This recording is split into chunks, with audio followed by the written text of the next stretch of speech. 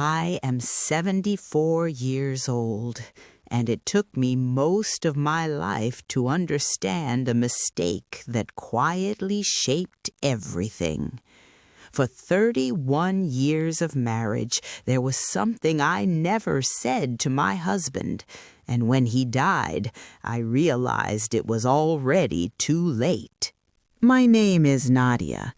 I am 74 years old, and I have been sitting with this quiet for long enough now that I think I need to say it out loud. Not because it will change anything. Nothing will change now.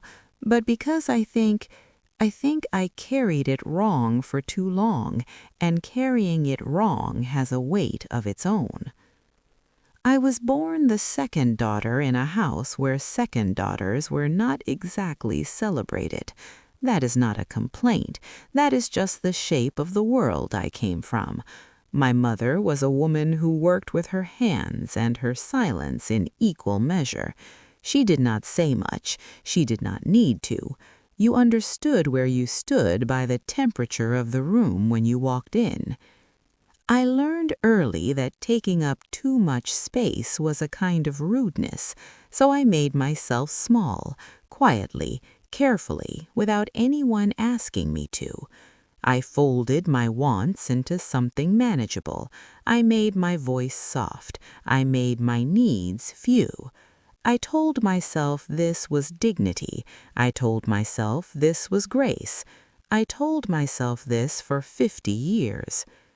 I married at 26. His name was Tariq. He was a good man. I want to say that clearly because what I am about to say is not about him being bad. He was kind in the way that people are kind when they have never been asked to be anything more than kind. He never asked me what I wanted, not in a cruel way. He simply never thought to ask. And I never told him, because somewhere in those early years I had decided that telling was a kind of burden, that asking for things from people who loved you was an imposition. So our life was built on what was assumed. He assumed I was happy. I assumed he knew I wasn't, not fully. And neither of us ever said anything, because the days kept coming, and the children came, and the house needed managing, and there was always something more immediate than the truth. We had 31 years together before he passed, and I spent the first year after he was gone grieving him, yes, but also quietly, secretly, grieving the conversation we never had, the one where I said, I needed more than this.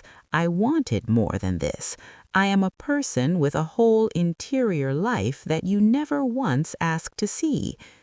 I never said it, not once in 31 years, and then there was no one left to say it to. My daughter, Sana, she is 43 now. She has my mother's eyes and my stubbornness, which she did not inherit from me the way I inherited it. She built her own version, louder, sharper.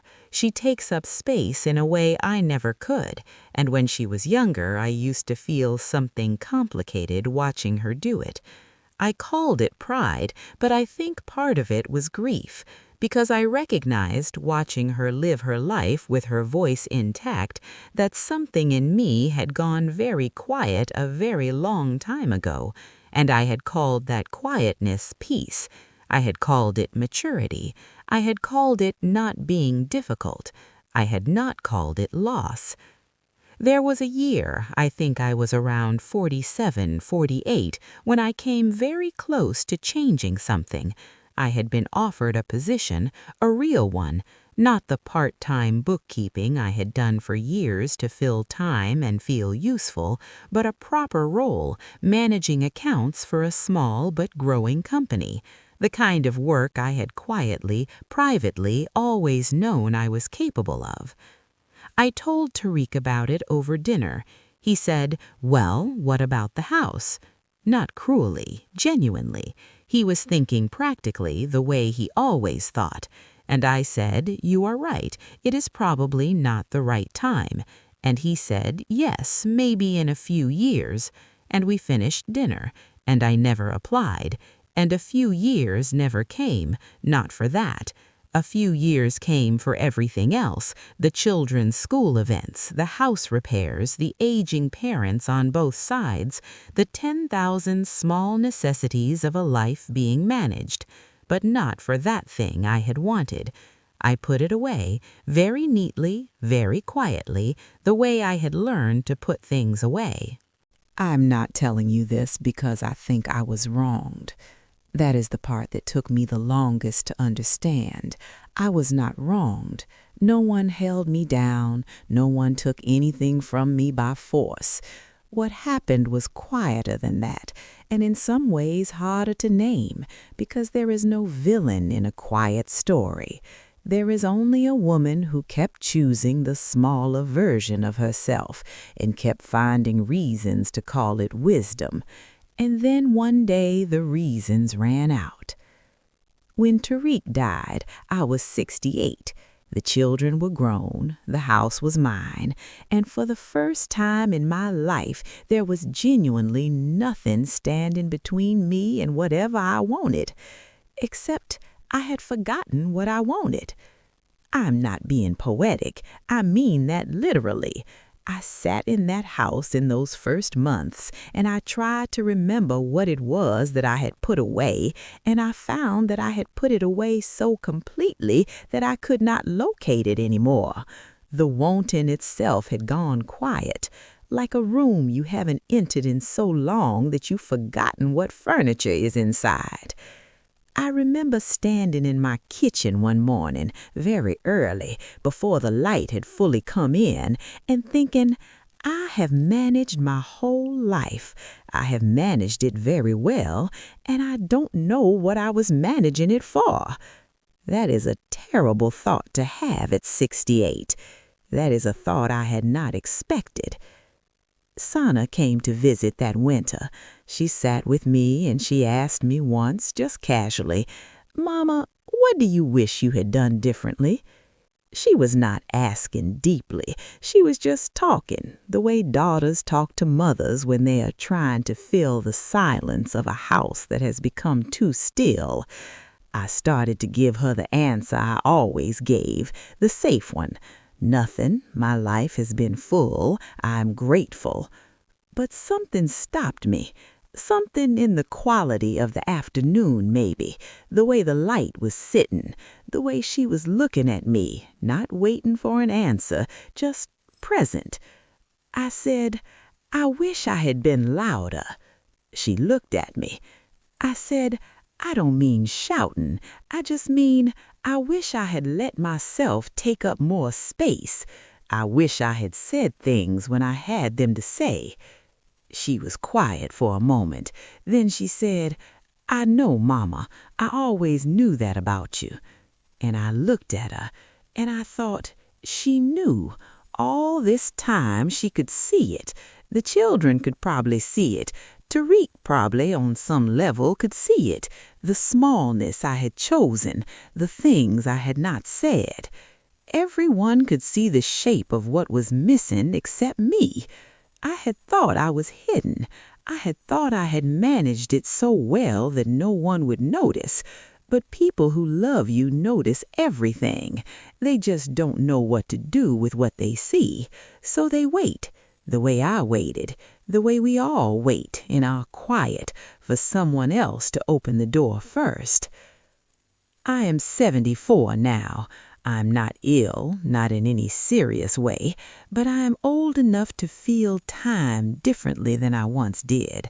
Old enough to understand that the years ahead are fewer than the years behind. Old enough that this no longer frightens me the way it once might have. It is simply the truth, and the truth has a clarity to it that younger life does not always offer. What I know now, sitting here, is this. The silence I kept was not neutral. It did not simply sit there doing nothing.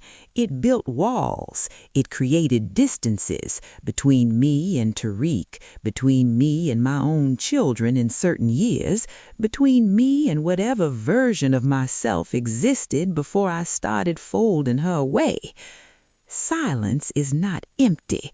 That is what I did not know. I thought keeping quiet was keeping peace. I thought swallowing things was the same as releasing them. It is not. What you swallow stays in the body. It changes shape over time, but it does not leave. I have a photograph of myself at 32. I look at it sometimes. The woman in that photograph is looking just slightly to the side of the camera, not at it, just beside it, as if she is waiting to be looked at directly, but has not quite decided whether to allow it. I remember that feeling. I carried it for a very long time. I do not carry it the same way now. Something loosened in these years after Tariq's passing, not because I became wise, just because there was nothing left to manage in the old way, no one to protect from the inconvenience of my full self. I started talking to Sana differently, longer phone calls, saying when I was lonely instead of saying I was fine, saying when I missed her father, even when it was inconvenient, even when it made the air in the room heavy for a moment. She calls more now. I do not think that is a coincidence. If there's anything I return to in these quiet mornings when my hands are still and the house is all around me, it is this. I spent so many years believing that the most important thing a woman could be was not a burden, that wanting things, needing things, saying things was an imposition on the people around her. I was so careful not to impose. And in not imposing, I absented myself. And in absenting myself, I spent decades in rooms I was physically present in, but somehow not quite fully there. That is the thing I wish I had understood sooner. Not to be loud or demand or take, just to be there, fully, without the part of me standing slightly to the side, waiting to see if my presence was welcome before committing to it. It was always welcome. I think it was always welcome. I just never stayed long enough to find out. I don't know who is listening to this. I don't know why I'm saying it here like this rather than writing it in a letter or saying it into the mirror. Maybe because saying it out loud makes it real in a different way.